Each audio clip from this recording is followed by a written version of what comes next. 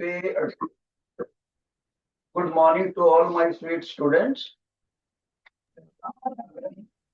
Am I clearly audible to all of you?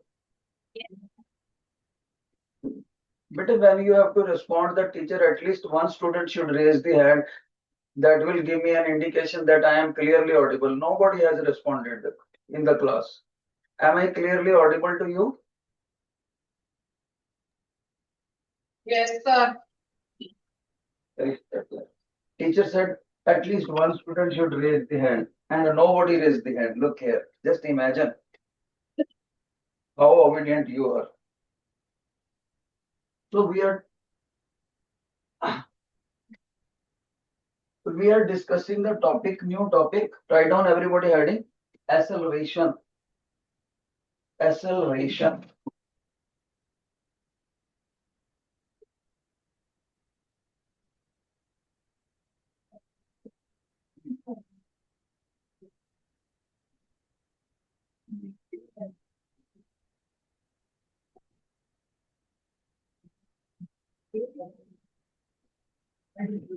Okay.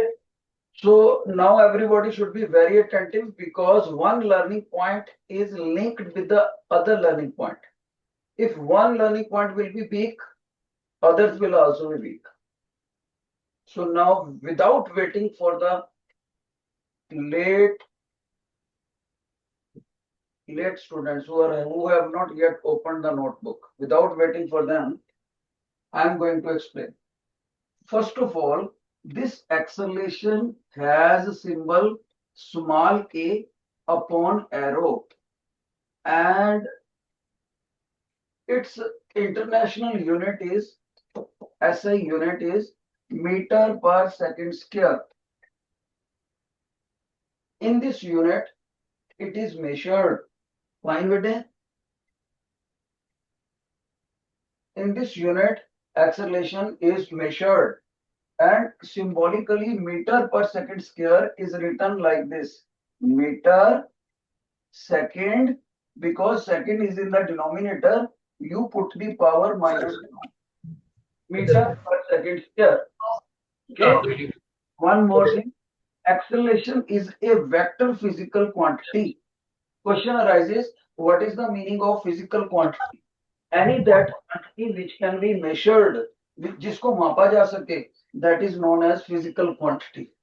और जिसको ना मापा जा सके, that is called non-physical quantity. Or physical quantity is the subtype. Subtype of physical quantity can be different types, and one of the type is vector physical quantity. If a physical quantity is vector, it has two properties. It is surely having the direction, it is surely having the magnitude. Direction का मतलब है इस acceleration की दिशा किधर को है, और magnitude का मतलब है इसका वैल्यू कितना है, 10 मीटर पर सेकंड स्क्वायर है या 12 मीटर पर सेकंड स्क्वायर है या 5 मीटर पर सेकंड स्क्वायर है. मैग्नीट्यूड का मतलब ये, डायरेक्शन मतलब ये किधर को है इसकी डायरेक्शन. अभी मैं सारी बातें समझाऊंगा. ए के ऊपर एरो लगाने का मतलब है ये इसका सिंबल है? और एरो उसी के ऊपर लगता है जो वेक्टर फिजिकल क्वांटिटी होता है. और इसको मापने के लिए इंटरनेशनल यूनिट क्या है बेटे, मीटर पर सेकंड स्क्वायर. राइट. ये तो थी इंट्रोडक्टरी बात. दूसरी बात ये, ध्यान से सुनना बच्चे, इस एक्सेलरेशन की वैल्यूज के ऊपर हम बात करते हैं, फिर इसको मैं समझाऊंगा कि ये होता क्या बेटे. इसके ऊपर बात करें वैल्यूज के ऊपर, तो इसकी वैल्यूज की थ्री पॉसिबिलिटीज है. Three possibilities. वन कौन सी बेटे, ये acceleration can be greater than zero, और anything which is greater than zero सभी बच्चे जानते हैं उसकी वैल्यू पॉजिटिव होगी. राइट. और it can be equal to zero, और it can be less than zero. जब लेस देन जीरो होगा तो ये नेगेटिव होगा. जब इसकी वैल्यू लेस देन जीरो होती है, नेगेटिव होता है बेटे, तब इसका एक नाम और भी होता है. तब हम इसको एक्सेलरेशन कहने की बजाय डी एक्सेलरेशन भी बोल देते हैं, डी एक्सेलरेशन। और डी एक्सेलरेशन का एक नाम और भी है, रिटार्डेशन, रिटार्डेशन। तो मेरे को बच्चा बोलेगा सर इसका मतलब आपने 3 वर्ड बोले, उन तीनों का एक ही मतलब है, नेगेटिव एक्सेलरेशन, डी एक्सेलरेशन और रिटार्डेशन, इन तीनों का एक ही मतलब बताओगे आप? मैं कहूंगा यस, इन तीनों का एक ही मतलब है, 3 टर्म्स चल रही हैं। बट इट, अब हम बात करते हैं, अब हम बात करते हैं एक्सेलरेशन 0 होता है एक, और एक्सेलरेशन 0 से ग्रेटर होता है। अब रही बात कि सर इन वैल्यूज को तो आपने बता दिया, लेकिन एक्सेलरेशन होता क्या है ये नहीं बताया, तो मैं उसको पहले समझाने लगा हूं, फिर अपने आप ही आपका इधर लिंक हो जाएगा बेटी। Let's understand what is meant by acceleration.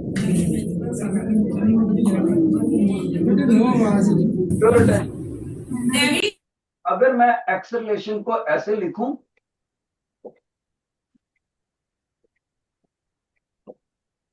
तो ये इसका डेफिनेशन बनता है। अब बच्चा कहेगा सर आपने ये लिख तो दिया, लेकिन इसका मतलब नहीं समझ आया हमें। तो मैं बताऊंगा बेटे, ये जो ट्रायंगल सी लिखी होती है ना, इसका मतलब होता है चेंज, वेलोसिटी में कितना चेंज आया, ऊपर बोलते हैं चेंज इन वेलोसिटी। ओके। और ये जो डेल्टा टी लिखा हुआ है, ये बताता है कि इस वेलोसिटी को चेंज आने के लिए कितना टाइम लग गया। तो इसको डिवाइड करा हुआ है टाइम टेकन से, टाइम टेकन। Got it? जब भी कोई चीज टाइम से डिवाइड होती है प्यारे बच्चों, तब हम उसके लिए वर्ड यूज करते हैं रेट ऑफ। हमेशा याद रखना पूरी साइंस में, जब तक आप पढ़ोगे पीएचडी तक, जब जैसे कोई चीज टाइम से डिवाइड होती है, तो हम वर्ड बोलते हैं रेट ऑफ। तो इसका मतलब हो गया एक्सेलरेशन को डेफिनेशन, अगर मैं पूछ ले डेफिनेशन, तो मेरे बच्चे बोलेंगे acceleration is defined as rate of change of velocity, rate of change of velocity. Got it?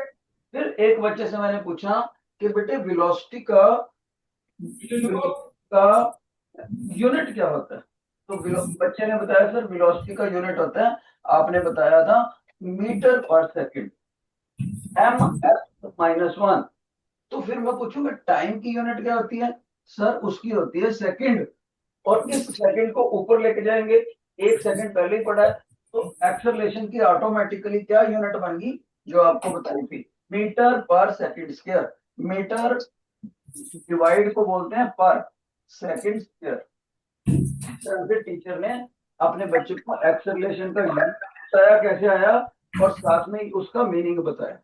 अब इसको मैं एग्जाम्पल से क्लियर करूंगा, ताकि मेरे बच्चे को बहुत ही अच्छे से समझ आ जाए। ध्यान से सुनो, एक बॉडी यहां पर चल रही थी, ध्यान से सुना, और उसकी वेलोसिटी थी, उसकी वेलोसिटी थी 3 मीटर पर सेकंड। वेलोसिटी को यू से भी लिख सकते हैं। और जब ये वेलोसिटी इतनी नोट करी गई, तब टाइम था 2 सेकंड। तो हमने देखा घड़ी में 2 सेकंड पर कोई बॉडी चल रही है, और थोड़ी देर बाद मैंने देखा कि उस बॉडी की वेलोसिटी हो गई है 7 मीटर पर सेकंड। तब तक जो टाइम था, वो टाइम जब कैलकुलेट करा, वो होता था 4 सेकंड। घड़ी में उस वक्त 4 सेकंड थे। अब मेरा बच्चे कहेगा सर इस सिचुएशन में आप हमें समझा सकते हो एक्सेलरेशन कैसे होएगा? तो ध्यान से सुनो, तो मैं अब आपको समझाने लगा हूं ऐसी सिचुएशन में एक्सेलरेशन को कैसे निकालना है। योर अटेंशन, टीचर ने बताया है कि एक्सेलरेशन का मतलब होता है, क्या मतलब सिखाया, change in velocity divided by time. Okay, तो चेंज इन वेलोसिटी का मतलब जो वेलोसिटी बाद में आ गई, final velocity, final velocity minus जो वेलोसिटी शुरू में थी, माइनस इनिशियल वेलोसिटी।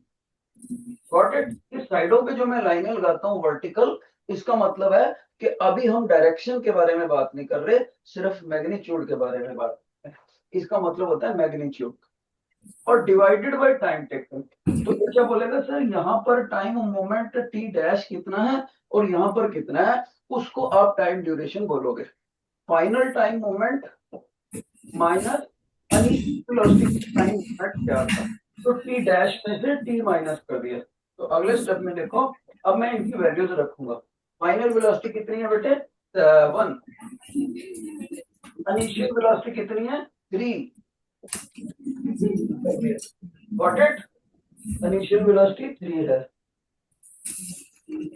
ओके, और टाइम कितना है, ये वाला टाइम कितना है 4 और ये वाला टाइम कितना है, इनिशियल वाला 2।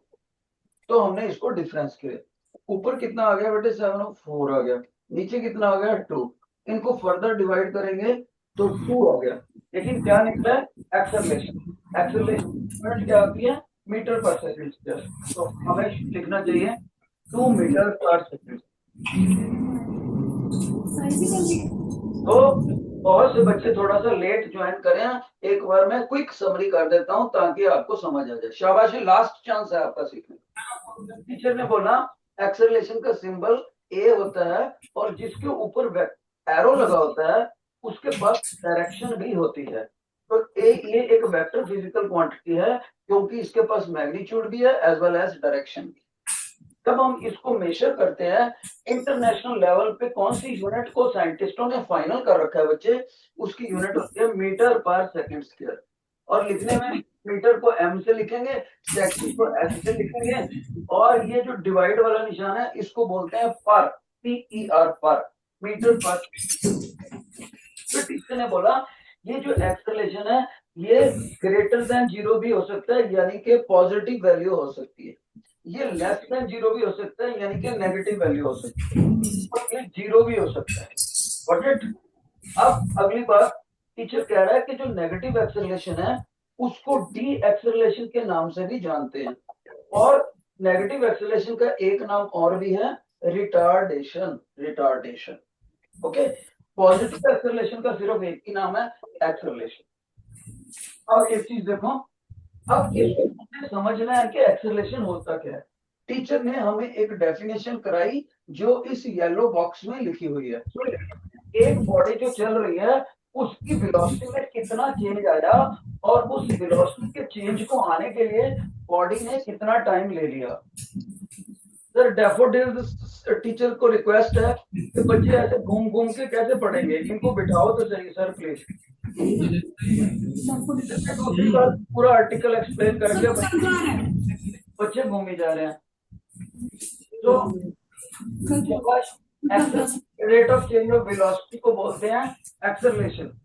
डेल्टा ट्रायंगल बनिया है, इसका मतलब होता है चेंज, और चेंज का क्या मतलब होता है, final velocity minus initial velocity. और टाइम डेल्टा टी का मतलब क्या है, टाइम ड्यूरेशन, वो समय की अवधि जिसके अंदर अंदर इतनी वेलोसिटी का चेंज आया। तो टाइम अब इसको हम इसीलिए इस येलो बॉक्स को अगर वर्डिंग में लिख दें तो ये इसकी डेफिनेशन बनती है एक्सेलरेशन। क्या बनेगी, क्योंकि ये टाइम से डिवाइड है इसलिए रेट वर्ड लगता है हमेशा। Acceleration is defined as rate of change of velocity. जो चीज ऊपर है वो बाद में लिखनी होती है, rate of change of velocity is the acceleration. और एक चीज देखो बच्चे ध्यान से, अब इसी चीज को जो हमने सीखा है हम इसको एग्जाम्पल से स्टडी करेंगे। यानी इस येलो लाइन के नीचे जो टीचर बता रहे हैं अपने बच्चों को, वो एक एग्जाम्पल से समझा रहे हैं एक्सेलरेशन को कैसे कैलकुलेट करना है। सर ने क्या बोला कि मान लो एक ऐसी वेलोसिटी है, बॉडी है जो पहले 3 मीटर पर सेकंड से चलती थी। शुरुआती वेलोसिटी को u बोलते हैं बेटे, और जिस वक्त 3 मीटर पर सेकंड इसकी वेलोसिटी नोट करी गई, कितनी गति से बॉडी जा रही है, उस वक्त जब घड़ी में टाइम देखा तो 2 सेकंड था। थोड़ी देर बाद ये वेलोसिटी बॉडी तेज हो गई है, थोड़ी देर बाद बॉडी 7 मीटर पर सेकंड से चलने लगी। तो फाइनल वेलोसिटी जब नोट करी गई तो टाइम और मोमेंट कितना था, टी डैश। अगर किसी टाइम सिंबल के ऊपर ऐसे लाइन सी लगी हो इसको बोलते हैं डैश, TASH। तो टाइम डैश मोमेंट कितनी थी 4 सेकेंड। अब ऐसी सिचुएशन में हमें पेपर में बोलेगा कि एक्सेलरेशन बताओ, तो मेरे बच्चे बोलेंगे सर एक्सेलरेशन की डेफिनेशन ये होती है final velocity minus initial velocity कर दोगे, ये आ जाएगा change in velocity. Final time moment minus initial time moment कर दोगे, ये आ जाएगा टाइम ड्यूरेशन। तो आपने फाइनल वेलोसिटी को रखा 7, ये देखो 7 रखा, इनिशियल वेलोसिटी को रखा u की जगह पर 3, तो 7 माइनस 3, और फाइनल टाइम मोमेंट को आपने रखा 4 सेकेंड, इनिशियल टाइम मोमेंट को आपने रखा 2 सेकेंड, 4 माइनस 2। तो इसको सॉल्व करा 4/2, आगे आ गया 2, ये एक्सेलरेशन की यूनिट लगा दी। इस तरह से हमने एक्सेलरेशन निकाल के बताया कि इस एग्जांपल में एक्सेलरेशन। क्या मेरे बच्चों को इतना समझ आ गया? अगर यस तो आपने राइट हैंड खड़ा करना है, अगर नहीं समझ आया तो लेफ्ट हैंड खड़ा करना है, अगर दोनों हाथ नहीं खड़े करने तो आपने क्लास में नहीं बैठना, ये पक्की बात है। Now my question, whether you have understood और नॉट? इधर चेक करना जरा प्लीज, जो जिस बच्चे के दोनों में से कोई भी हाथ नहीं खड़ा वो मेरी क्लास में ना बैठे प्लीज। एक हाथ पक्का खड़ा करना, आइदर लेफ्ट और राइट। चेक करना है, शर्माना नहीं है बिल्कुल, जिसको नहीं समझ आया दूसरा हाथ खड़ा कर। ओके बेटे, डाउन, शाबाश। तो मेरे को मैसेज कन्वे करा, मेरे इतने दूर बैठे हुए बच्चे हैं, उन्होंने बोला कि सर इतनी बात हमें समझ आ गई जो आपने बताई है। Got it? अब हम एक्सेलरेशन के बारे में थोड़ी सी बात और करेंगे। बच्चा मेरे को बोलता सर ये जो मोशन है इसमें एक्सेलरेशन आपको पॉजिटिव है कि नेगेटिव है? तो मैंने कहा बेटे कैलकुलेशन से करके ही देखो, आपका आंसर पॉजिटिव आया कि नेगेटिव आया, 0 से बड़ा आया कि छोटा आया? बच्चा कह रहा है सर 0 से ज्यादा बड़ा आया। तो जब एक्सेलरेशन 0 से बड़ा आए तब उस मोशन को बोलते हैं, because acceleration is greater then 0, ऐसे मोशन को बोलते हैं एक्सेलरेटेड मोशन। और आम भाषा में बोलेंगे कि बॉडी चलते चलते तेज हो रही है। और वैसे भी देखो t3 मीटर पर सेकंड से 7 मीटर पर सेकंड होगी, चलते चलते तेज होगी। ओके, अब दूसरी बात, एक बच्चा बोलेगा सर अगर ये यहाँ पर 3 मीटर पर सेकंड होती और यहाँ पर भी 7 की बजाय 3 मीटर पर सेकंड ही होती दोनों जगह पर, तब मैं उस बच्चे को बोलता बेटे फिर यहाँ 3 में से 3 माइनस करते तो यहाँ तो 0 आ जाता, तो एक्सेलरेशन की वैल्यू 0 आ जाती। तो जब एक्सेलरेशन 0 हो तो तब बॉडी ना तो तेज हो रही होती है, ना स्लो हो रहती है, और ना ही अपनी डायरेक्शन चेंज करती है। अगर कोई बॉडी जितनी वेलोसिटी से जिधर को जा रही है उतनी से ही जाती रहे, ना तेज होए ना स्लो होए और ना ही मुड़े, ऊपर नीचे भी नहीं होना, स्ट्रेट लाइन में जाना है, तब उसके मोशन एक्सेलरेशन को बोलते हैं कि जीरो एक्सेलरेशन है। और ऐसे मोशन को यूनिफॉर्म मोशन बोलते हैं, यूनिफॉर्म। तो लिख लो, जब एक्सेलरेशन 0 हो तब ऐसे मोशन को यूनिफॉर्म मोशन बोलते हैं। एक बच्चा बोलेगा सर ये 0 आपका तब आया था ना जब वेलोसिटी ना बढ़ी थी ना घटी थी, तो क्या मैं ऐसे बोल दूं यूनिफॉर्म मोशन को मोशन विद कांस्टेंट वेलोसिटी, क्या मैं ऐसे बोल सकता हूँ? तो मैं कहूंगा बेटे बिल्कुल बोल सकते हो, आप यूनिफॉर्म मोशन को बोल सकते हो, यूनिफॉर्म मोशन को बोल सकते हो motion with constant velocity. Constant velocity is known as uniform motion. एक बच्चा बोलेगा सर आप कांस्टेंट वेलोसिटी का सिंपल मीनिंग बताओगे आप? बिल्कुल सही। अब if a body keep on moving in the same straight line, attention sunflower, if a body keep on moving in the same straight line, neither it gets faster nor it gets slower। एक body सीधी रेखा में चलती रहे, ना तेज हो ना ही slow हो, उसको बोलते हैं मोशन विद कांस्टेंट वेलोसिटी, और उसी मोशन को यूनिफॉर्म मोशन भी बोलते हैं। Got it?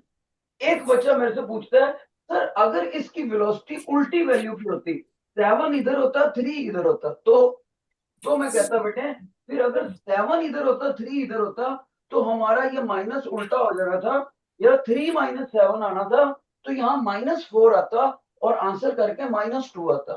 अगर एक्सेलरेशन -2 आए तो वो लेस देन 0 हो गया, और इसका मतलब है बॉडी चलते चलते स्लो हो रही है। ऐसे मोशन को एक्सेलरेटेड मोशन बोलते हैं या रिटार्डिंग मोशन बोलते हैं। तो बच्चा कहेगा सर मैं आपको बताऊं, आपने हमें 3 बातें बताई, अगर बॉडी चलते चलते तेज हो जाए तो एक्सेलरेटेड मोशन, अगर बॉडी ना तेज हो ना स्लो हो ना ही अपनी डायरेक्शन चेंज करे तो यूनिफॉर्म मोशन, अगर बॉडी चलते चलते स्लो पड़ जाए, धीमी पड़ जाए, तब उसको हम टी एक्सेलरेटेड मोशन बोलते हैं। आपने यही बताया ना हमें, तो मैं कहूंगा बेटे यस, यही 3 बातें आपको मैंने सिखाई। तो जिन बच्चों को ये तीनों समझ आ गए, इसका मीनिंग क्या है और ये यूनिट क्या है और ये न्यूमेरिकल समझ आ गया, those students please tell me if you have understood the whole board, please raise your right hand. Have you understood it?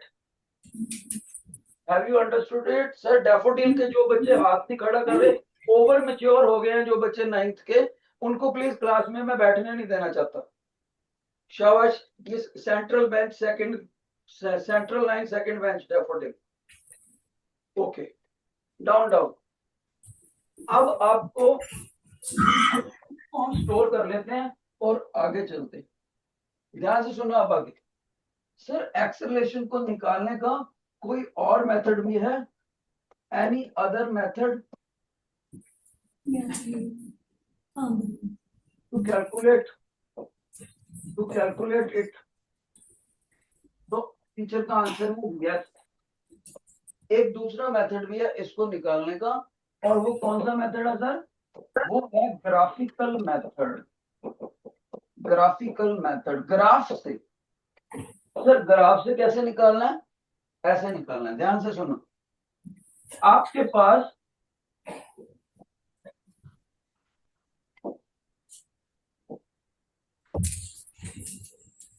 ध्यान से सुनना बेटे, आपके पास वर्टिकल एक्सिस और हॉरिजॉन्टल एक्सिस के ऊपर 2 अलग अलग पैरामीटर होने चाहिए।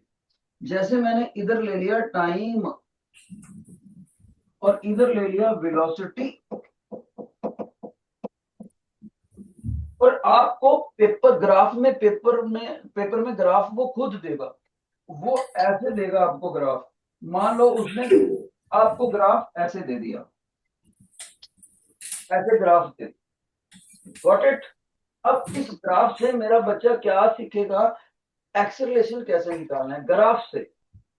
तो मेरा बच्चा क्या करेगा, ध्यान से देखना बेटे।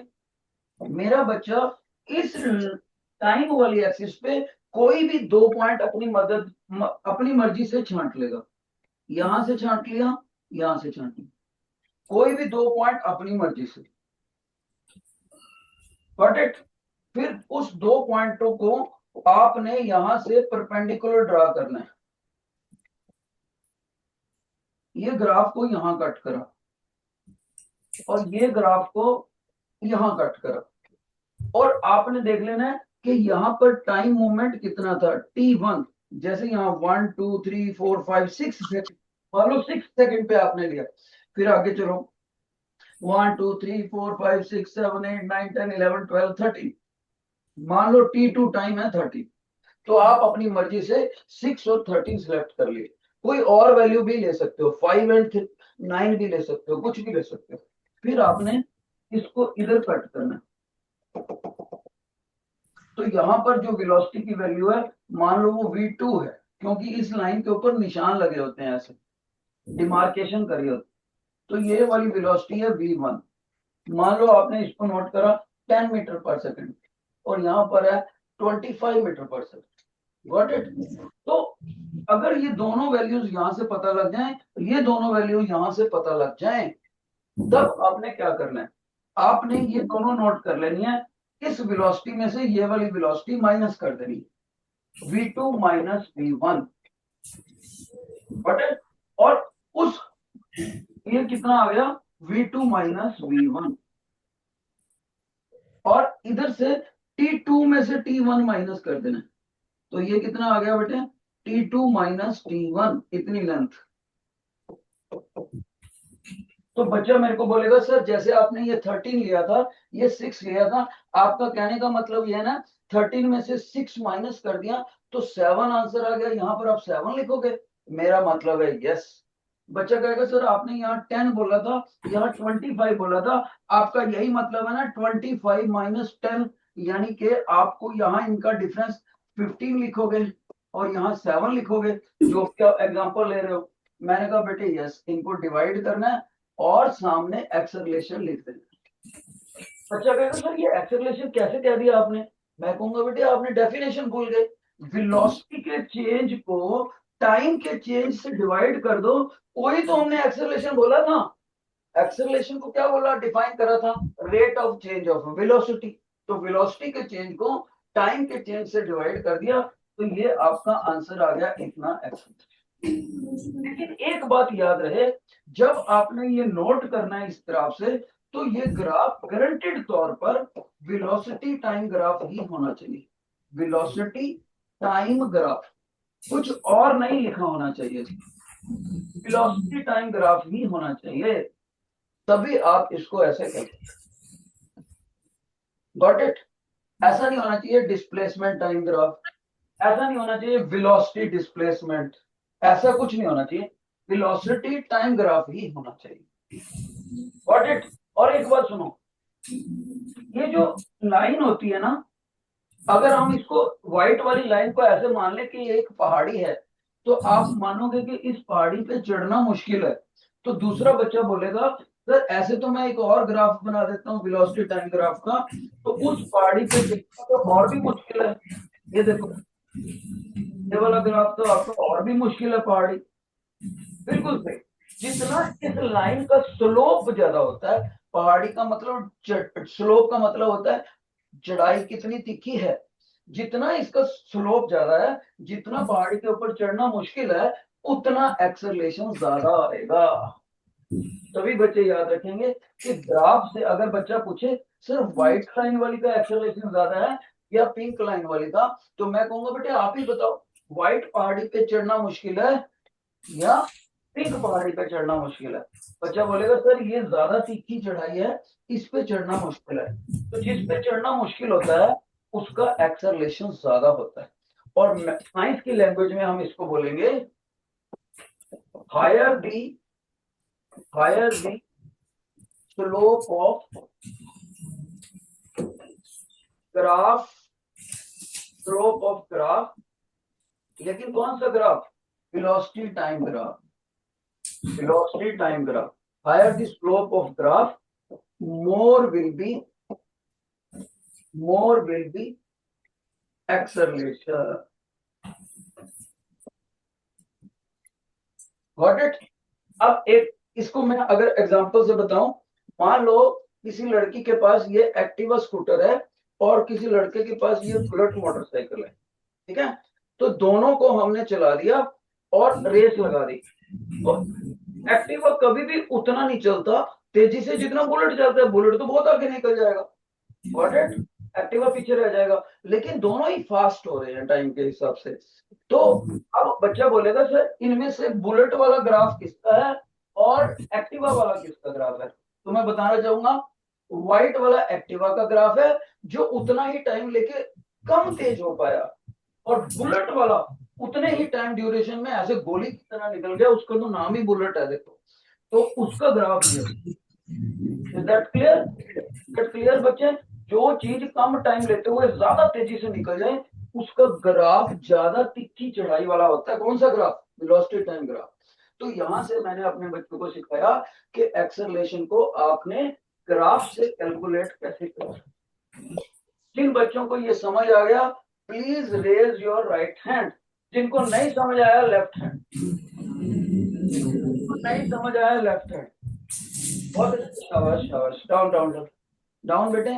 आपकी ये हाथ उठाने की इंडिकेशन, आपको मुश्किल तो होता है जरूर, ऐसे फोन उठाए बार बार, हम कोई बच्चे हैं, लेकिन मेरे को और कोई तरीका ही नहीं है ना आपसे पूछने का इतनी दूर से कि समझ आ गया कि नहीं। आगे से हमारा ये नियम है, जिस बच्चे को समझ आ गया वो राइट हैंड खड़ा करेगा, जिसको नहीं समझ आया वो बिना किसी शर्म के लेफ्ट हैंड खड़ा करेगा। और मेरे को आराम से पता लग जाता है इन फोटोग्राफ से, कहीं बच्चे का लेफ्ट हैंड तो नहीं खड़ा, अगर खड़ा हो तो मैं उस बच्चे को बुलाता नहीं हूं माइक पर, मैं अंदाजा लगा लेता हूं कि अच्छा कोई लेफ्ट हैंड खड़ा है, तो मेरे को ये चीज और ज्यादा सिंपल करके बतानी चाहिए अपने बच्चे।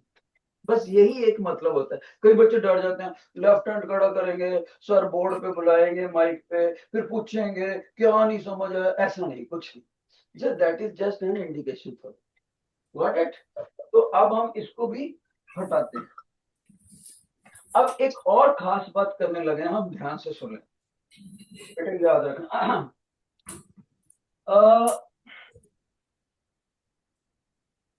मैं कलर चेंज कर लेता हूं बेटर विजिबिलिटी के लिए।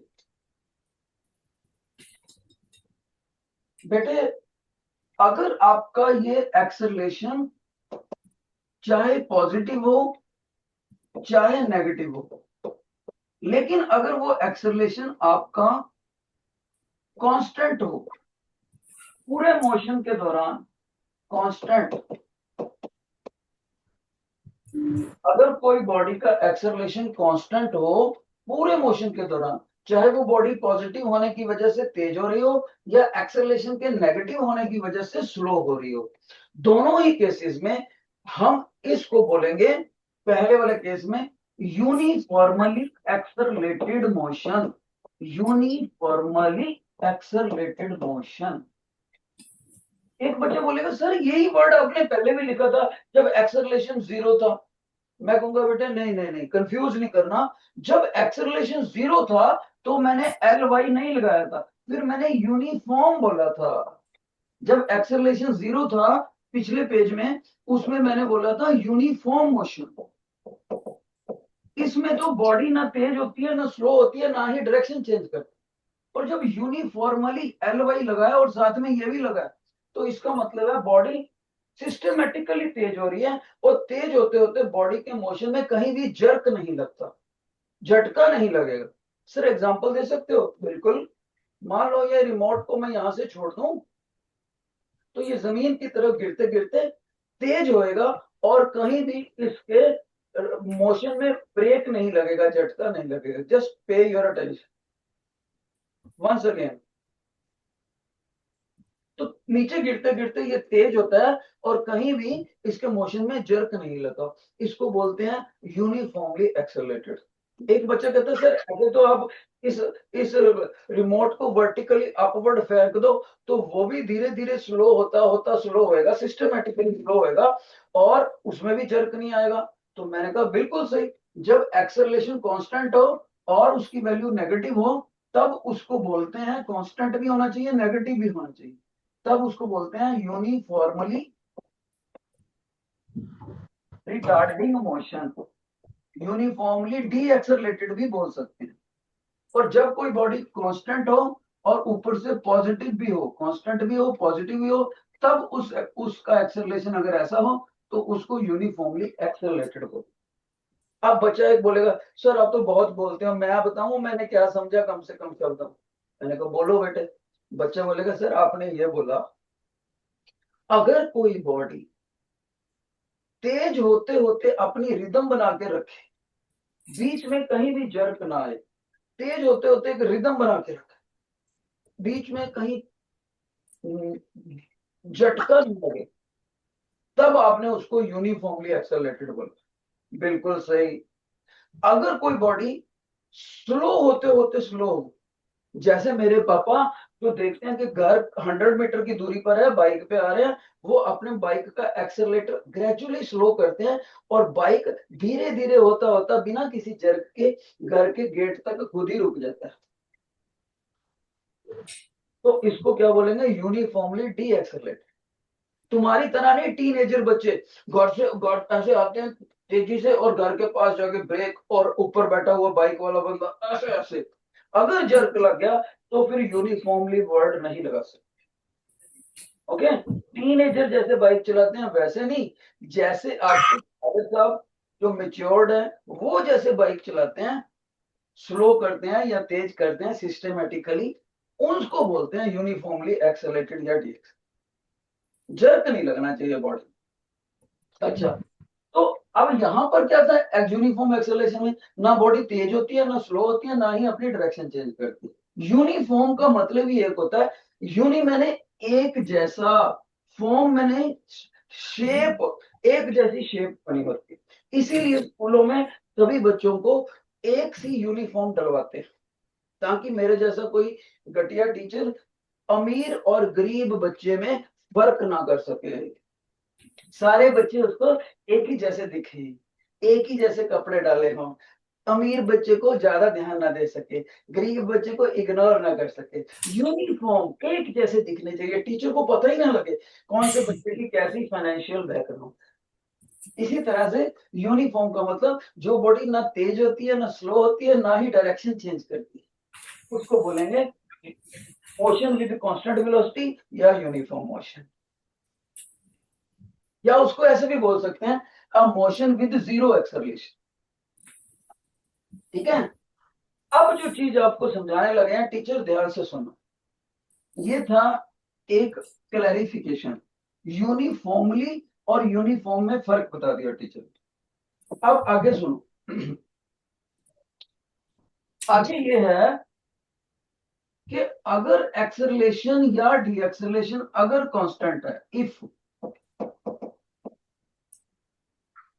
तब ऐसे मोशन को, ऐसे मोशन के न्यूमेरिकल सॉल्व करने के लिए, न्यूमेरिकल प्रॉब्लम्स उसको सॉल्व करने के लिए हमारे पास इक्वेशंस ऑफ मोशन है। तो हमारे पास ऐसी 5 equations of motion, 5 equations of motion आपकी क्लास के लेवल तक, वरना 9 इक्वेशंस होती हैं टोटल। तो मैं आपको ये आपकी क्लास की 5 इक्वेशंस क्या होती हैं वो बताने लगा हूं, ध्यान से सुन लेना। इसके ऊपर अगर फाइनल पेपर में क्वेश्चन ना आया तो मेरे को दोबारा फोन करके मेरे से ले लेना मार्क्स, मैं गारंटेड तौर पर उस टीचर को फोन कर दूंगा, जी नंबर दो इसको, आपने क्वेश्चन ही नहीं डाला। तो इसके ऊपर क्वेश्चन जरूर आएगा, और वो 5 इक्वेशन याद करनी जरूरी है, उसको टीचर समझाने लगा है ध्यान से।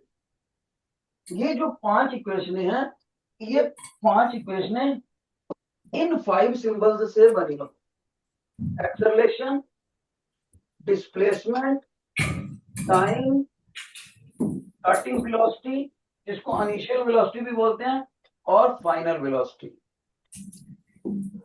एक बच्चा बोलता है सर वेलोसिटी का डाटा न्यूमेरिकल में दिया, कैसे पहचान करेंगे?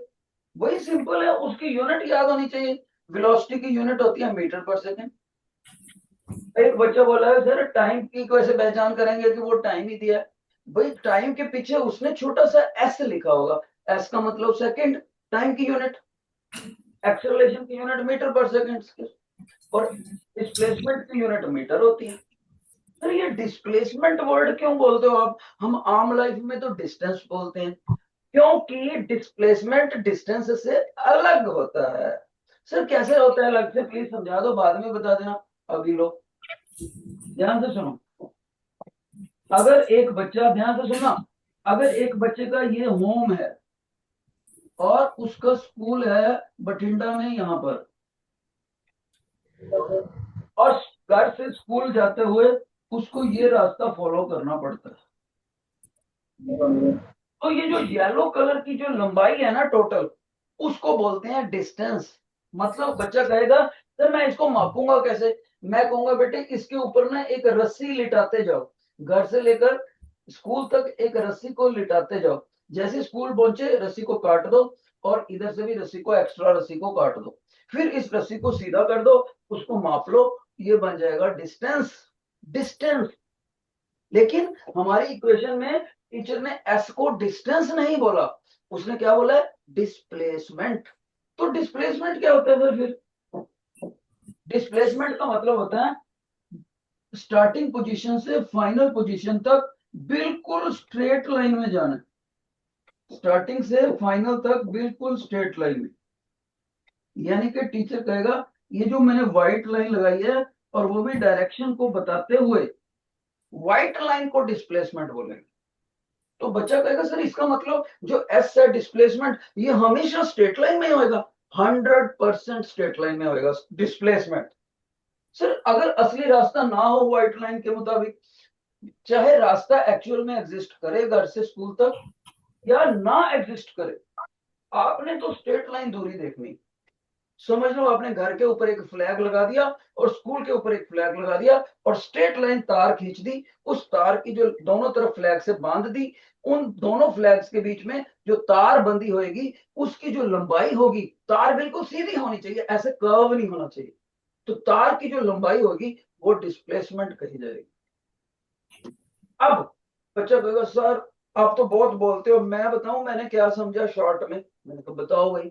तो बच्चा कहता है सर असली बात यह है, the length of the actual yellow track followed by the body is known as distance.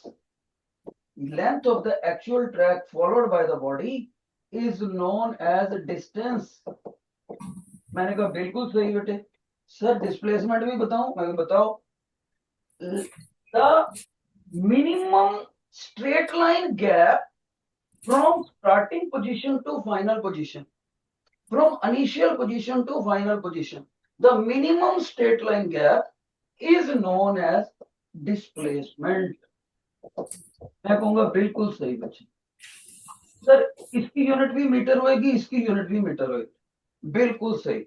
Sir क्योंकि आपने डिस्टेंस के लिए एरो नहीं लगाया, ना इधर से इधर लगाया ना इधर से इधर लगाया, तो क्योंकि जिसके ऊपर आपने बोला था एरो नहीं लगाते वो क्वांटिटी वेक्टर नहीं होती, तो इसका मतलब है डिस्टेंस के बाद सिर्फ मैग्नीट्यूड है और ये एक स्केलर फिजिकल क्वांटिटी होती है, scalar physical quantity. Sir displacement में तो इस व्हाइट लाइन की कुछ ना कुछ लंबाई भी होगी और आपने एरो की मदद से इसकी डायरेक्शन भी बता दी कि स्टार्टिंग पोजीशन से फाइनल पोजीशन तक होती है, यानी डिस्प्लेसमेंट के पास मैग्नीट्यूड भी है और वेलोसिटी भी है। इसका मतलब जो डिस्प्लेसमेंट है वो एक वेक्टर फिजिकल क्वांटिटी हुई। मैं कहूंगा बेटे बिल्कुल सही। डिस्टेंस स्केलर और डिस्प्लेसमेंट वेक्टर, लेकिन दोनों की यूनिट क्या होगी? मीटर। Got it? तो टीचर ने अपने इसके बारे में बता दिया। बच्चा कहेगा सर जो ये व्हाइट लाइन है उसी को आपने उधर ऐसे लिखा हुआ है ना डिस्प्लेसमेंट, तो आंसर इज यस। अब वो 5 इक्वेशनें कौन सी होती हैं वो ध्यान से सुन लो, इंपॉर्टेंट, वेरी इंपॉर्टेंट बेटे। पहली इक्वेशन वो होती है जिसमें, और एक चीज देखो, ये पांचों सिंबल मैंने अल्फाबेटिकली लिखे हैं, acceleration, displacement, time, initial velocity, final velocity. Initial velocity को स्टार्टिंग भी बोलते हैं। इन पांचों इक्वेशनों को मैं लिख दूंगा, आप नोट कर लेना। आज का लेक्चर बस यहीं तक है, ठीक है? कल फिर हम इसको डिस्कस करेंगे इन इक्वेशनों में से कौन सी सिलेक्ट करनी है और कैसे न्यूमेरिकल करनी है। तो वो पांचों इक्वेशनें कौन सी है? Your attention. एक ऐसी इक्वेशन जिसमें एक्सेलरेशन नहीं होगा उसके फॉर्मेट में, लेकिन बाकी चारों सिंबल होंगे, उस इक्वेशन को बोलते हैं S is equal to initial velocity, final velocity, दोनों का एवरेज और डिवाइडेड बाय टाइम ड्यूरेशन, ना sorry multiplied by time duration. एक चीज। दूसरी इक्वेशन कौन सी है? ऐसी इक्वेशन जिसमें टाइम फैक्टर नहीं है। कौन सी? फाइनल वेलोसिटी का स्क्वायर, इनिशियल वेलोसिटी का स्क्वायर, बीच में minus, equal to twice acceleration और डिस्प्लेसमेंट। गलती से भी एस को डिस्टेंस नहीं बोलना। तीसरी इक्वेशन कौन सी है? ऐसी इक्वेशन जिसमें फाइनल वेलोसिटी का सिंबल नहीं होता। कौन सी होती है?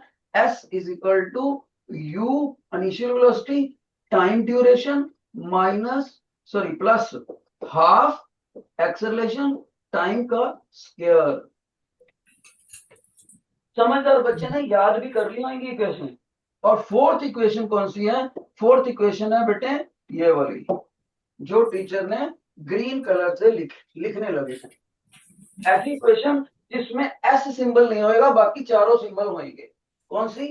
Final velocity is equal to initial velocity plus acceleration into time. समझदार बच्चा याद कर रहा होगा साथ में, जिसने बाकियों को बीट करना है। और एक इक्वेशन ऐसी होती है जिसमें u सिंबल नहीं होता, स्टार्टिंग वेलोसिटी नहीं होती, वो कौन सी है? s is equal to final velocity into time minus half acceleration into time का स्क्वायर। ये 5 इक्वेशन 9th क्लास के सिलेबस में है, अदरवाइज ये टोटल 9 होती हैं, तो मैंने आपको 5 बताई। सारे बच्चे इसको नोट कर लो और आज का लेक्चर हम वाइंड अप करें। शाबाश, सारे बच्चे इसको नोट कर और एक्स के साइड पे जरूर लिख लेना, खास तौर पे ये डिस्प्लेसमेंट होता है कभी भी।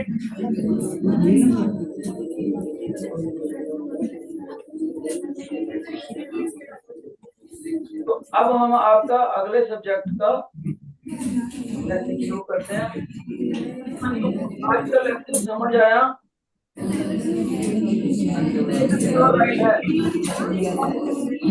आज का लेक्चर समझ आ गया? Raise your right hand. Lecture खत्म कर दिया। ओके ओके, मेरे को डैफोडिल कट गया।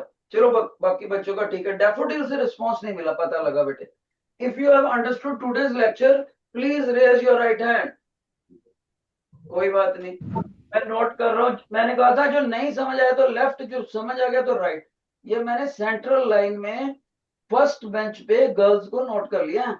अगली क्लास लगाओगे नहीं आप मेरी बेटे, you will be out. I last बार पूछ रहा हूं, आइदर लेफ्ट हैंड और right hand. Have you understood today's lecture? अब पता लगा ना? बस, थैंक यू।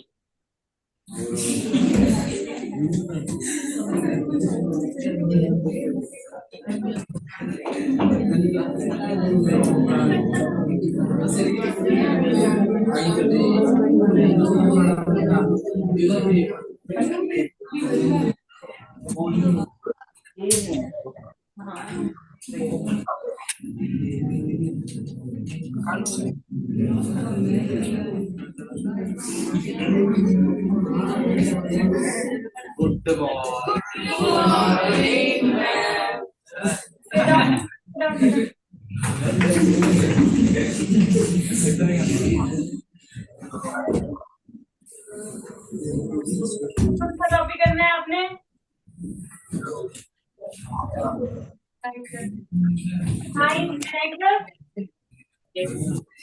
लाइन। आज का टॉपिक है आपका लाइन एंड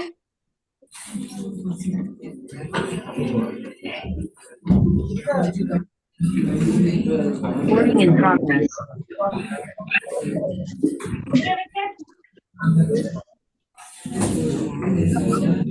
बस sit down, sit down.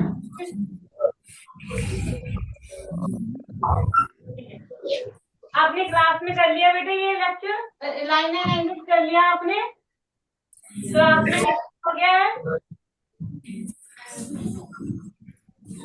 अगर हो गया है तो हैंड रेज करो, पता चले मुझे, नहीं तो मैं स्टार्टिंग से बताऊंगी।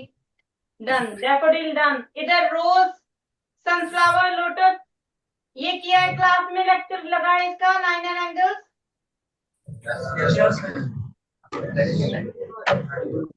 यस, सात रोज। आपने बेटे फोन नहीं दिया, किया है या नहीं किया?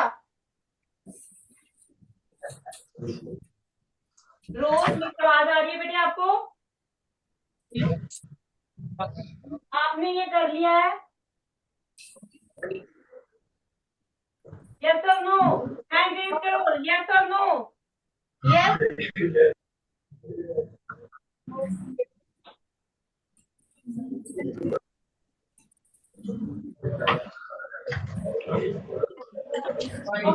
स्टार्ट करते हैं। And angle.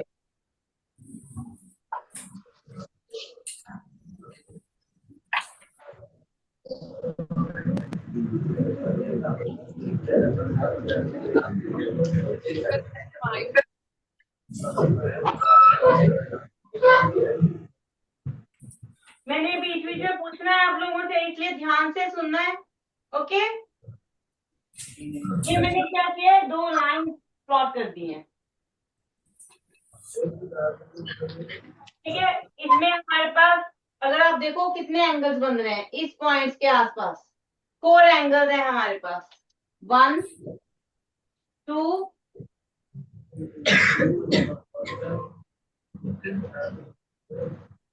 3 एंड 4 एंगल्स हैं हमारे पास यहाँ पे।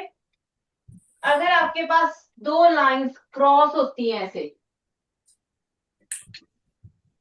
तो उनके आमने सामने जो एंगल्स होते हैं, जो मैंने ग्रीन से, ये डबल कर दिया मैंने इसको, जो मैंने डबल किए हैं, ये कौन से एंगल्स होते हैं? Vertically opposite angles. Yes, these are vertically opposite angles. नाम दे दें इनको, ये O है, A B C D। मैं इस एंगल को नाम दे दूं एंगल 1 एंड एंगल 2। तो हमारे पास क्या है, angle 1 is equal to angle 2। ये कौन से एंगल्स होते हैं? Vertically opposite angles. यहां लिख दें,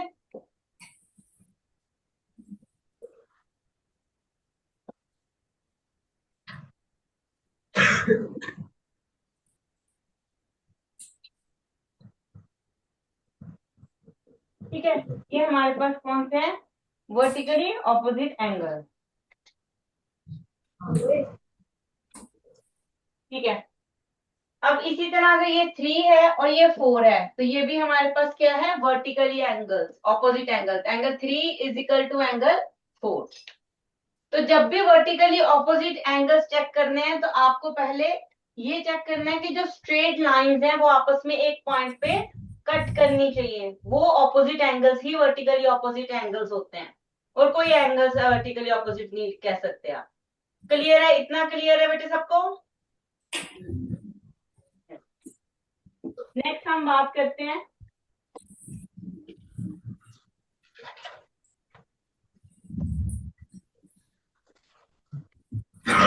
इसी लाइन में एक्सटेंड करते हैं आगे लाइंस।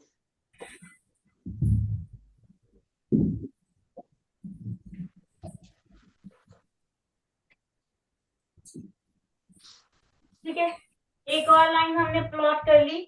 ये CD है, इसको नाम दे देते हैं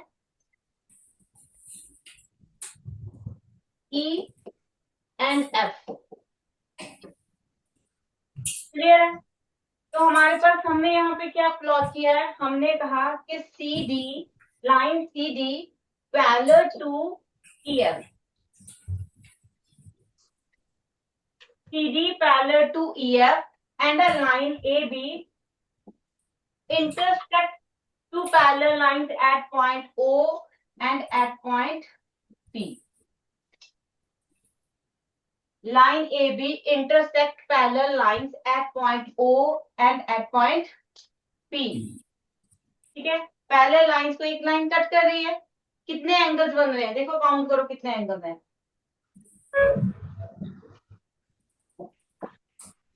हमारे पास एंगल 1, एंगल 2, ठीक है,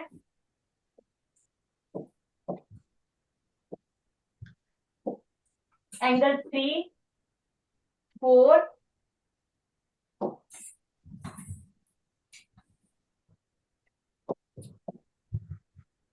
5, 6,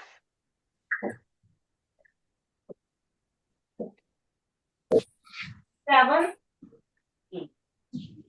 4 एंगल्स, 8 एंगल्स। टोटल कितने एंगल्स हैं हमारे पास? 8 एंगल्स। क्लियर? अब इनमें रिलेशन ढूंढते हैं, किसका किसके साथ क्या रिलेशन है।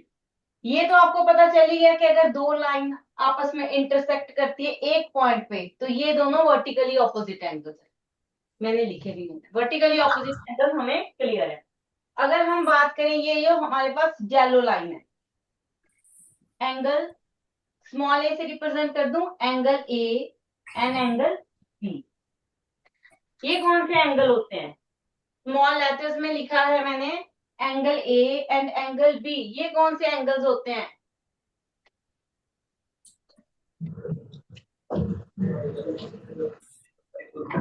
मेरे पास इतना नहीं है।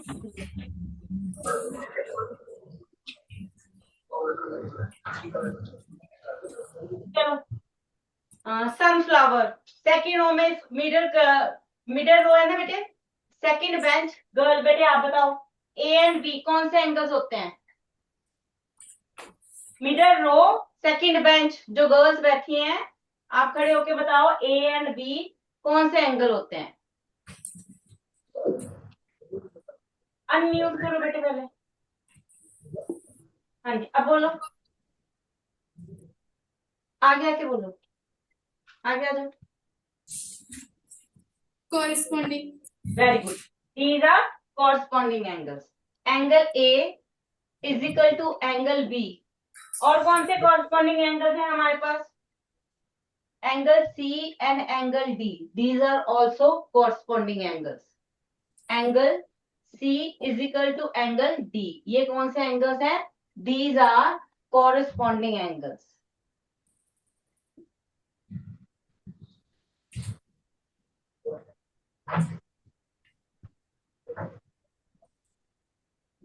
क्लियर?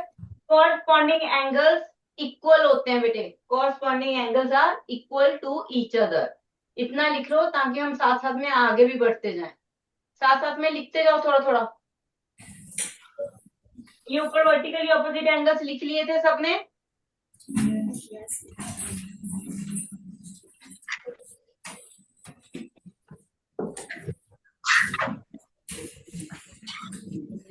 हमारे पास angle A and angle B, angle C and angle D, these are corresponding angles. और बता सकते हो कोई कॉरस्पॉन्डिंग एंगल्स?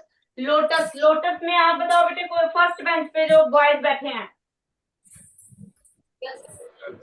Lotus, yes. और बताओ कौन से कॉरस्पॉन्डिंग एंगल्स है? मैं नाम लिख देती हूँ सारे एंगल्स के और मुझे फिर बताना है आपने।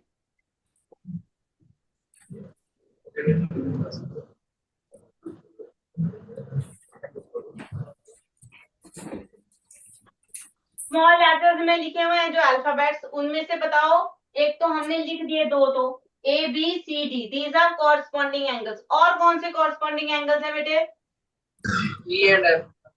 ई एंड एफ और G and H. G and F, these are also corresponding angles.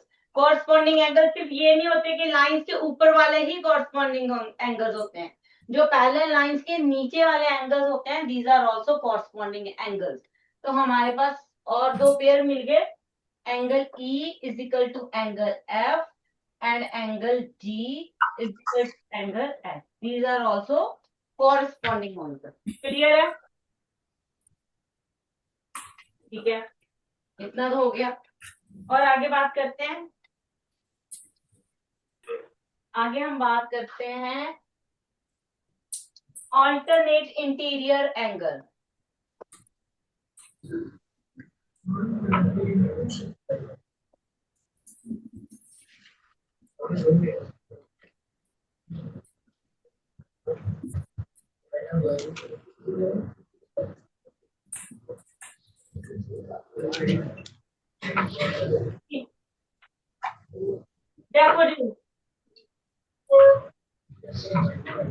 हाँ जी, मिडल रो में जो लड़कियां बैठी है ना, जिसने अभी मुंह पे हाथ रखा, आप ही खड़े हो जाओ, बताओ ऑल्टरनेट इंटीरियर एंगल्स।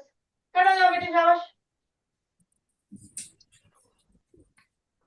कौन से इसमें ऑल्टरनेट इंटीरियर? नाम बता रहा है वैसे तो, इंटीरियर एंड ऑल्टरनेट, नाम ही बता रहा है आपको कौन से ऑल्टरनेट इंटीरियर।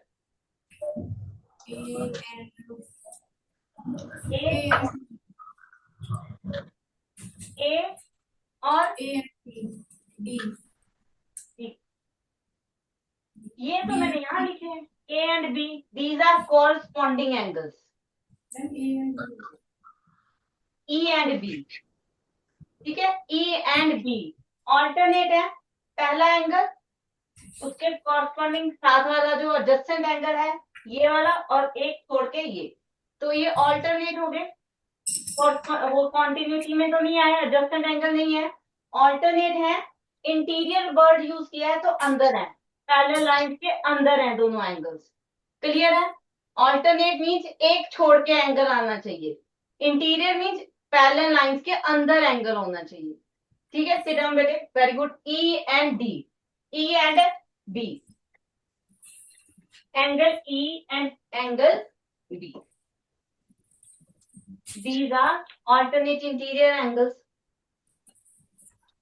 डी के साथ जी भी ऑल्टरनेट इंटीरियर है, तो ये भी इक्वल है। Angle G is equal to angle D. ठीक है, these two are alternate interior angles. इतना क्लियर है? Alternate interior angle corresponding angles equal होते हैं। ठीक है, आगे बात करते हैं।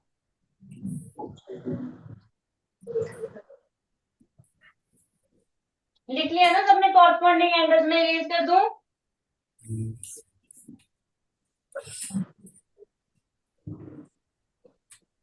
आगे हम बात करते हैं ऑल्टरनेट एक्सटीरियर एंगल।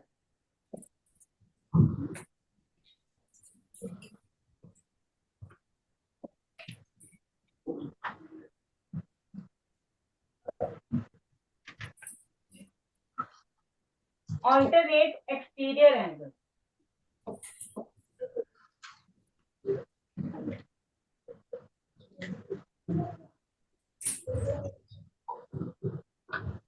क्या वर्ड यूज हुआ है? ऑल्टरनेट। उसके साथ क्या वर्ड यूज हुआ है? एक्सटीरियर। तो सीधी सी बात है, जो पैरेलल लाइंस के अंदर वाले एंगल है वो तो होंगे नहीं। एक्सटीरियर, बाहर के एंगल। बाहर के हमारे पास 4 एंगल्स हैं, ए, सी, एफ एंड एच। ये 4 एंगल आपके एक्सटीरियर एंगल्स हैं। ठीक है, अब वर्ड साथ में क्या यूज हुआ है? ऑल्टरनेट।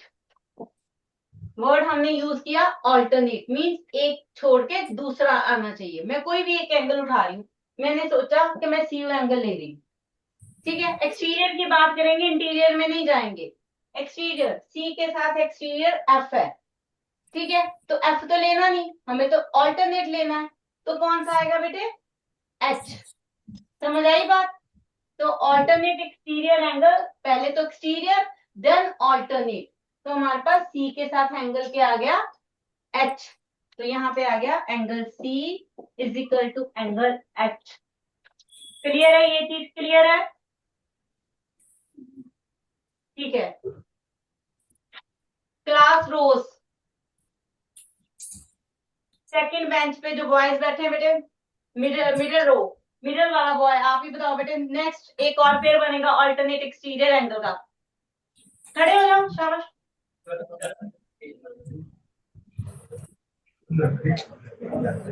एक और पेयर बन रहा है, एक तो मैंने लिख दिया, एक और पेयर बन रहा है।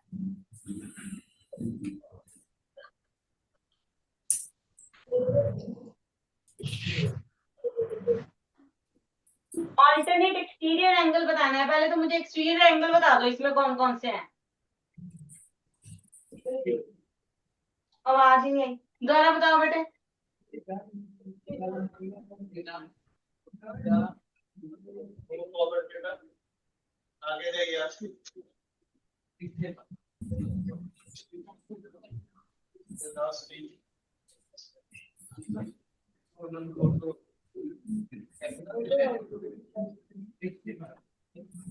एक्सटीरियर एंगल कौन से है बेटे?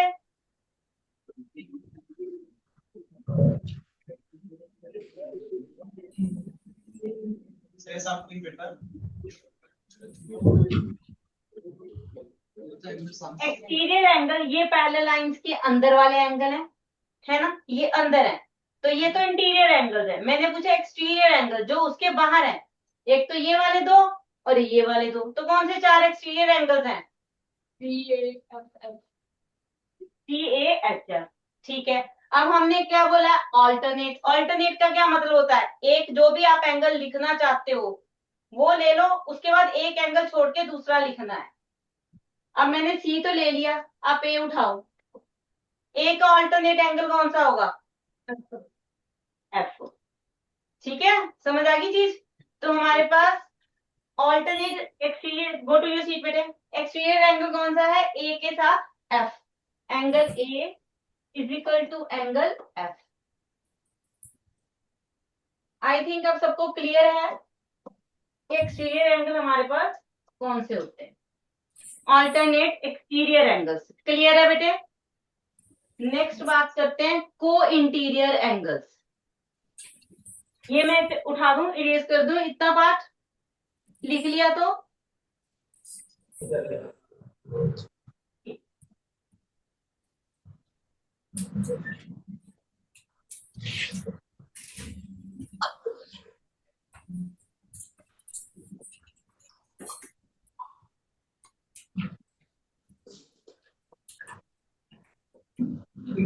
हम बात करते हैं को इंटीरियर। कौन से एंगल? को इंटीरियर। पहले तो नाम देख लो, इंटीरियर एंगल की बात की है। को means same side interior angles. Parallel lines हैं, ठीक है। ये 4 इंटीरियर एंगल्स हैं। कौन से? EFDB। ये इंटीरियर 4 एंगल्स हैं ना, तो क्लियर है। अब बात आती है को का मतलब जो हमारे पास इंटरसेक्टिंग लाइन है ना, ये वाली लाइन, ये जो इंटरसेक्टिंग लाइन है, इसके सेम साइड पे दोनों एंगल होने चाहिए। क्लियर? तो आप देखो, इसका सेम साइड ये है, इंटीरियर एंगल्स और सेम साइड ये हो गया। हो गया। इसमें कौन से एंगल्स आ रहे हैं? इसमें G आ रहा है और B आ रहा है। सेम साइड पे इंटीरियर एंगल्स, उनको बोलते हैं को इंटीरियर। पैरेलल लाइन जो इंटरसेक्टिंग लाइन है उसके सेम साइड पे और पैरेलल लाइन के अंदर के एंगल। क्लियर? तो ये को इंटीरियर है। को इंटीरियर का जो रिलेशन होता है वो इक्वल टू का नहीं होता। तो यहाँ थोड़ा एक्सेप्शनल केस है। मैंने क्या बोला? जो को इंटीरियर एंगल्स होते हैं बेटे वो इक्वल नहीं होते। तो क्या होता है उनका रिलेशन? जो को इंटीरियर एंगल्स होते हैं उनका सम 180 होता है। जो को इंटीरियर एंगल्स होते हैं उनका सम 180 डिग्री होता है। अच्छे से लिख लो, ठीक है। एक और पेयर है को इंटीरियर का, कौन बताएगा? हैंड रेज करो। कोई नहीं बताएगा? बताओ, नहीं तो फिर मैं खुद पूछ लूंगी। सनफ्लावर। बेटे जो इधर अकेला बैठा ना लड़का बेंच पे, हाँ जी, बताओ इसमें को इंटीरियर। एक पेयर तो मैंने लिख दिया, दूसरा पेयर बताओ क्या है? Angle D plus angle E is equal to 180. Very good. Angle D plus angle E is equal to 180 degree. ठीक है। अब मैंने हर टाइप का आई थिंक एंगल आपको बता दिया है और आई थिंक आपको क्लियर भी है। कोई डाउट है बेटे इसमें? किसी भी चीज में आपको कोई डाउट है तो आप खड़े होकर भी पूछ सकते हो।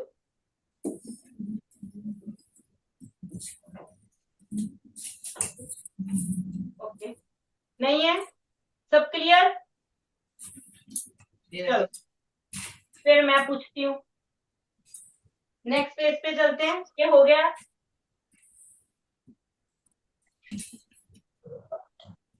एंगल नोट करते हैं।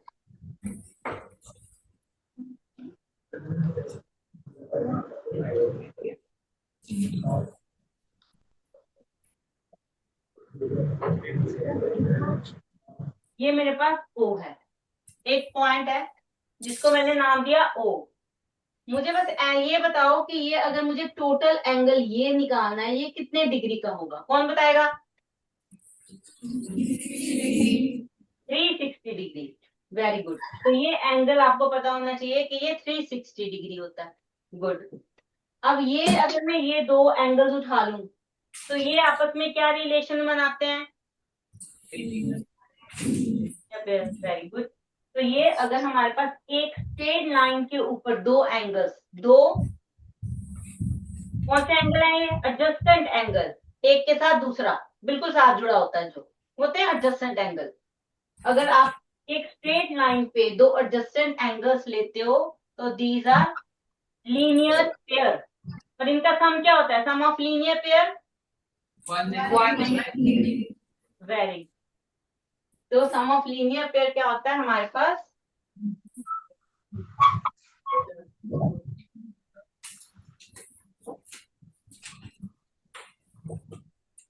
One 180 degree. ठीक है, ये भी पता होना चाहिए। अब सब कुछ पता चल गया तो हम क्वेश्चन करेंगे इससे रिलेटेड। ठीक है, लाइन एंड एंगल्स के कुछ क्वेश्चंस हैं। सबको असाइनमेंट मिल गई है बेटे?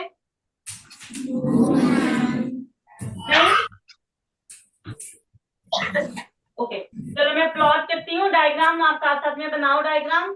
सब कुछ लिखा होगा और एंगल फाइंड करेंगे हम। क्लियर?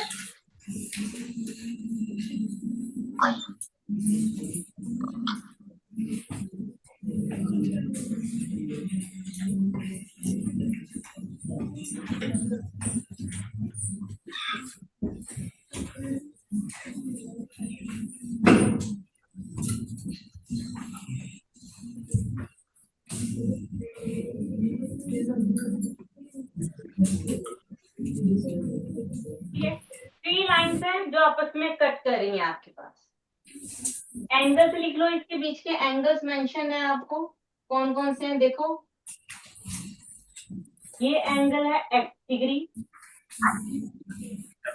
ये वाला एंगल है 2x डिग्री, ये बेटे y डिग्री, ये 3x डिग्री। ठीक है, find the value of a y, इसकी वैल्यू फाइंड करनी है। डायग्राम प्लॉट कर दिए मैंने। Find the value of y, y degree की वैल्यू निकालना। 2 मिनट है, ठीक है, फटाफट होने वाला क्वेश्चन है। 2 मिनट में खत्म करो, मैं आपसे आंसर पूछूंगी। जल्दी सीधा।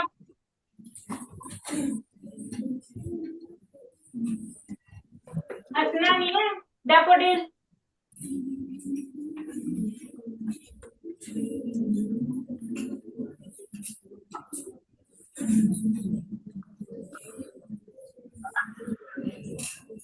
आवाज नहीं अच्छी।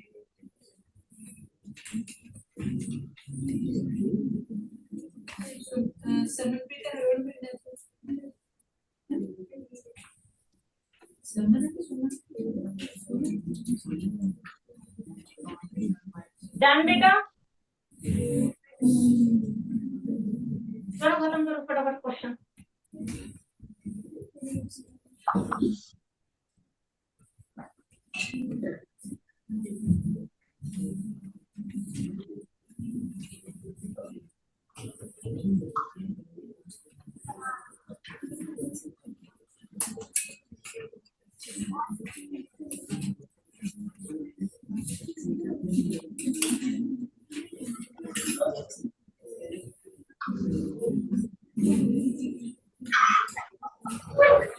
रोज बेटा, ये जो बॉय बैठे ना मिड में, मिड रो में, इधर साइड वाला लड़का, आप बताओ आंसर। फर्स्ट या सेकंड बेंची है? नहीं नहीं, उसको नहीं बोला, जिसने कहा जिसकी हाइट छोटी है उसको बोला मैंने। ये इधर कॉर्नर पे नहीं, तू नहीं, दूसरे साइड वाला। चलो खड़े हो जाओ, कोई भी खड़े ना, मैं बता देती हूँ किसको बोला फिर मैंने। खड़े हो फटाफट। अब तू बैठ जा, जो तेरे साथ कॉर्नर पे बैठा है ना इसी बेंच में, उसको खड़ा कर। बेटे y की वैल्यू बता दो मुझे फटाफट। कर लिया होगा ना क्वेश्चन? कर लिया क्वेश्चन? क्या है बेटे आंसर? आवाज नहीं आ रही मुझे आपकी। Still doing, ma'am. Still doing. मैं ना तुझे देख रही थी कि तू कैसे कर रहा है। बैठ जा, सिट डाउन। करो फटाफट क्वेश्चन डन। सनफ्लावर किसने डन कर लिया बेटे सनफ्लावर में? इतना डिफिकल्ट तो नहीं था शायद। चलो मिलके करते हैं। ये जो हमारे पास लाइन है ना, ये आपकी स्ट्रेट लाइन, बोलना नहीं है बेटे। ये जो लाइन ए बी है that is a straight line. तो स्ट्रेट लाइन पे जितने भी एंगल बनते हैं उनका सम क्या होता है? 180 डिग्री। इट मीन ये जो एंगल हमारे पास यहाँ पे बनेगा ना, ये जो एंगल है ये पूरा 180 डिग्री होगा। तो इट मीन हमारे पास क्या आ गया? 3x degree plus y degree plus 2x degree is equal to 180 degree. The reason is linear angle. Linear ये लीनियर एंगल्स हैं। इतना डन है। अब एक चीज और ऑब्जर्व करो, ये जो लाइन ए बी है और लाइन सी डी है, ठीक है, ये सी डी लाइन ये इंटरसेक्ट कर रही है एक पॉइंट पे, ठीक है। इसी के साथ एक और लाइन है आपके पास ई एंड एफ। तो अगर C D and E F आप देखो तो हमारे पास कौन से एंगल बन रहे हैं, ये वाला एंगल सी और ई के साथ, ये वाला एंगल ई एंड डी के साथ, दोनों ई आगे, दोनों इवन के एंगल। अब ठीक है, ये कौन से एंगल्स हैं, एंगल 1 एंड एंगल 2, कौन से एंगल है ये, कॉरस्पॉन्डिंग एंगल है ना। दो लाइंस क्रॉस हो रही हैं और उनके ऑपोजिट एंगल हैं, ये एक लाइन और एक ये लाइन, ये इंटरसेक्ट कर रही है एक पॉइंट पे और ये इनके एंगल्स। तो हमारे पास angle 1 is equal to angle 2 है। The reason is corresponding angle. Reason साथ में देते हैं बेटे, कॉरस्पॉन्डिंग एंगल। आपके हर रीजन के नंबर हैं, रीजन साथ में लिखना है कि अगर सम 180 है तो क्यों है, एंगल्स इक्वल है तो क्यों है, इनके मार्क्स होते हैं आपके, ठीक है। अब देखो ये दोनों x एंड y है, इट मीन्स हमारे पास क्या आ गया, x degree is equal to y degree, x degree is equal to y degree. इसको रख लो, ये काम आना है हमारे, ये आ गया x degree is equal to y, इतना डन है। तो हम इसको रिप्लेस कर सकते हैं x डिग्री से, क्योंकि ये तो इसके इक्वल है, कर दे replace. Therefore 3x plus 2x को इकट्ठा कर दो 5x, y को चेंज कर दो x डिग्री में, इज इक्वल टू 180 डिग्री। तो कितना आ गया बेटे, ये 6x degree is equal to 180 degree, x degree कितना आ गया 30 डिग्री, x डिग्री आ गया 30 डिग्री। x किसके इक्वल है, y के इक्वल है। तो अगर x y के इक्वल है, इट मीन्स हमारे पास कौन सा एंगल आ गया, y डिग्री आ गया। y डिग्री एंगल की वैल्यू कितनी है, 30 डिग्री। क्लियर है बेटे सबको क्वेश्चन? कुछ पूछना है इसमें, अगर नहीं पता लगा तो पूछ सकते हो। क्लियर है सबको? तो नेक्स्ट करें, चलो ये लिख लो फटाफट लिखो, तो नेक्स्ट करवाऊं फिर।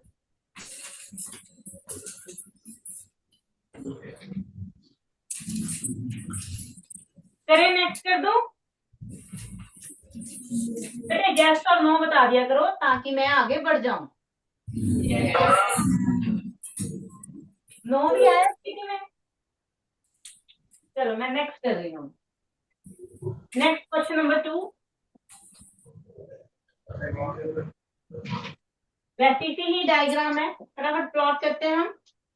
First line, second line, third line, ये 3 लाइंस हैं हमारे पास जो कट कर रही हैं। इसमें आपको ये जो एंगल दिया है,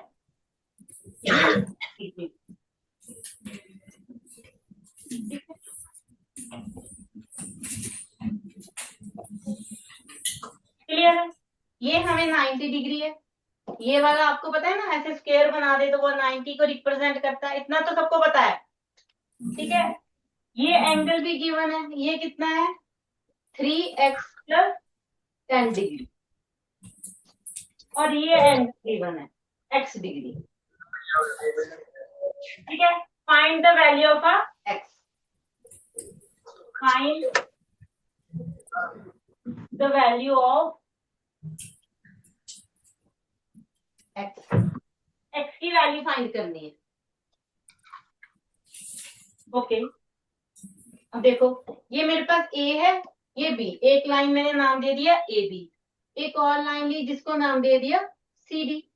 ab एंड cd इंटरसेक्ट कर रहे हैं एक पॉइंट पे, इस पे इंटरसेक्ट कर रहे हैं, है ना। तो इसके साथ कॉरस्पॉन्डिंग एंगल आपका ये है, ये कॉरस्पॉन्डिंग एंगल है। These are corresponding angles. Angles 1 is equal to angle 2 क्योंकि ये corresponding है. As angle 1 is equal to angle 2, the reason is corresponding.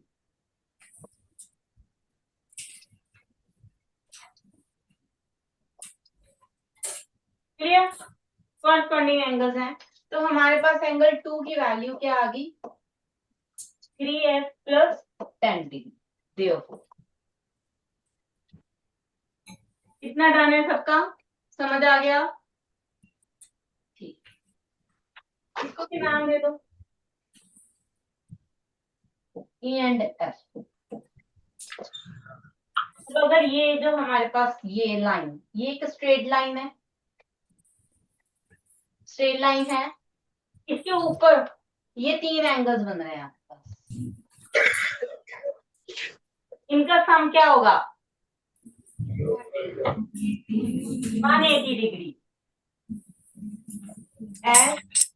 x degree plus angle 2 plus 90 degree is equal to 180 degree. The reason is linear angle. Linear angle.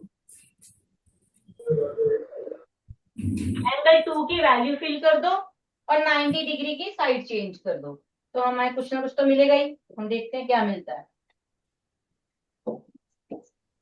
ये आ गया x degree. Angle 2 हमारे पास है 3x plus 10 degree is equal to 180 minus 90 degree. 180 degree minus 90 degree, that is 90. Clear बेटे? x plus 3x कितना होता है? 4x. 4x is equal to, ये 10 भी उधर चला गया तो 90 minus 10 degree 80 degree. x की वैल्यू क्या आ गई हमारे पास?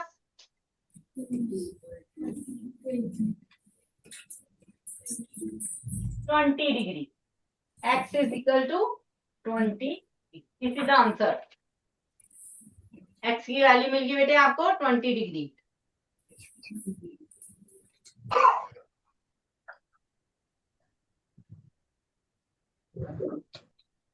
डन है क्वेश्चन?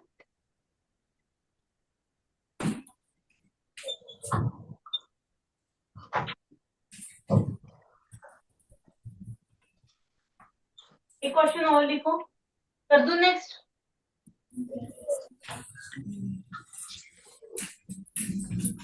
एक क्वेश्चन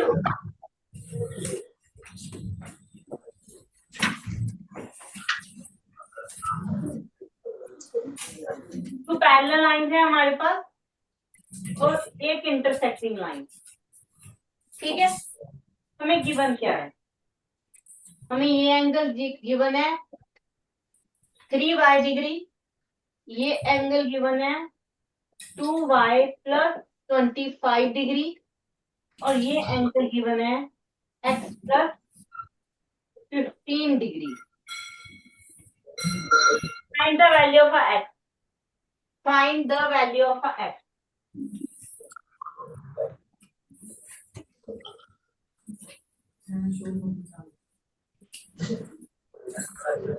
ठीक है.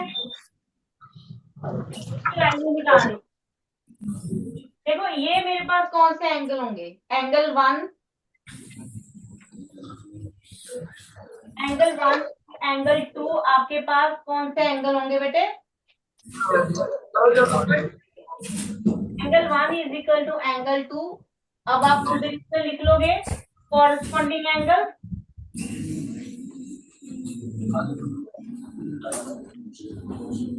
पूरा लिखना कॉरस्पॉन्डिंग एंगल. ये क्वेश्चन कंप्लीट करते हैं बस.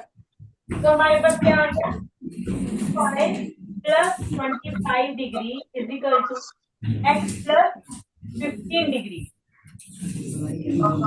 सॉल्व कर दो. x की वैल्यू आ गई बेटे आपके पास 2y minus 15 डिग्री 10 डिग्री. इसको रख लो. ये हमारे काम आना है. ठीक है. हम x की वैल्यू इन टर्म ऑफ जब y की भी निकाल सकते हो. y चाहिए ना, y की निकाल लो, x की रहने दो. तो यहाँ पे y आ गया आपके पास x माइनस 10y, ये ठीक है, ठीक है। एंगल 3 का क्या रिलेशन है? Angle 1 is equal to angle 3, क्यों इक्वल है बेटे ये? Alternate interior angle. हमारे पास क्या है? Angle 1 is equal to angle 3, the reason is alternate interior angle.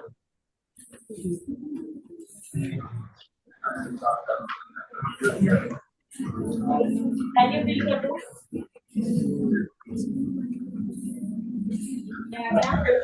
y equal to 2y plus 25, y एक तरफ कर दो तो y इज इक्वल टू 25 बेटे, y की वैल्यू फिल कर दो। यहाँ पे y की वैल्यू निकाल ली है तो y की वैल्यू फिल करो यहाँ।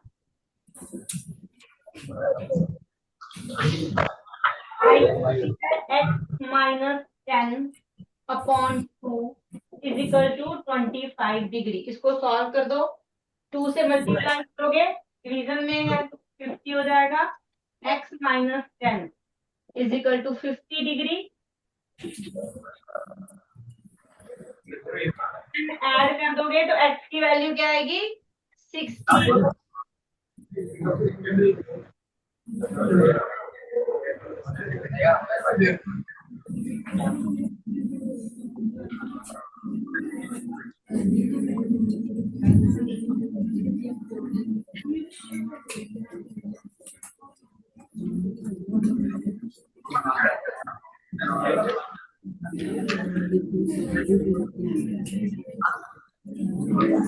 ठीक है बेटा, वैल्यू आपको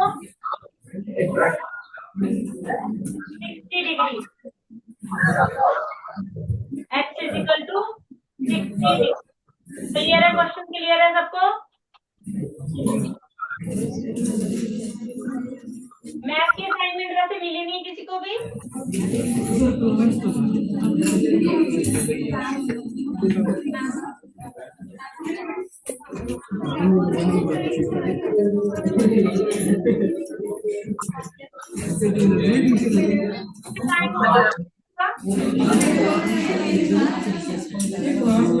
ओके बेटा, बाय।